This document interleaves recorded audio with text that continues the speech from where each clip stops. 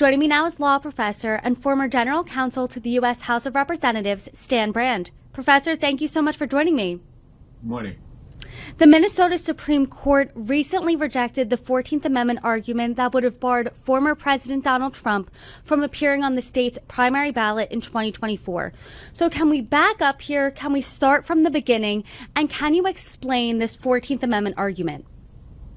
Yes, this was passed after the Civil War when the Congress decided that as part of the bevy of constitutional protections and extensions of rights that were put into the Constitution, they were going to bar former Confederate loyalists and others, participants in the Civil War, from holding federal office.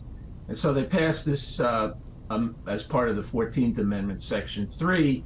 And although it was subject to what's called an Amnesty Act in 1872, when the Congress decided in its wisdom to lift it, it's remained as part of the Constitution.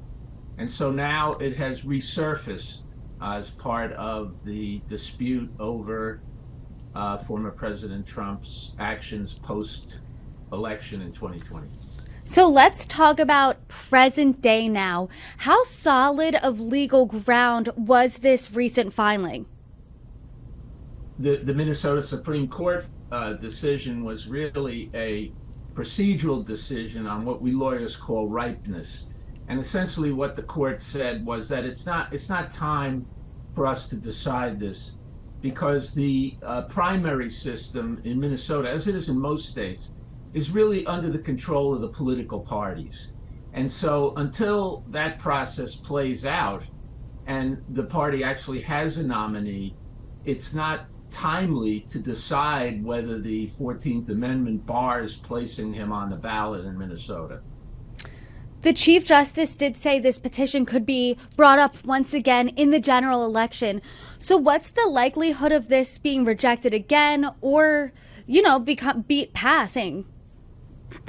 Well, the problem is that there are a host of definitional problems in the 14th Amendment itself. One is the definition of what is an insurrection. I mean, there is an Insurrection Act, which is a very complicated and in some sense vague statute or series of statutes that defines a rebellion or domestic violence. Secondly, the amendment provides that the person subject to it has to have engaged in insurrection or rebellion. That's another interpretive minefield. And then lastly, there are a series of questions about whether the amendment even applies to the president, since it defines officer of the United States in a specific way that is not consistent with other provisions in the Constitution. So it's not even clear that by its terms it would apply here. And then there are a bunch of other issues, which are, does this have to be adjudicated before it could be applied, or is it, in the words of former appellate judge Michael Ludig, self-executing? And so it's really a hornet's nest of interpretive questions. And the last one, of course, is presidential elections are 50 state elections.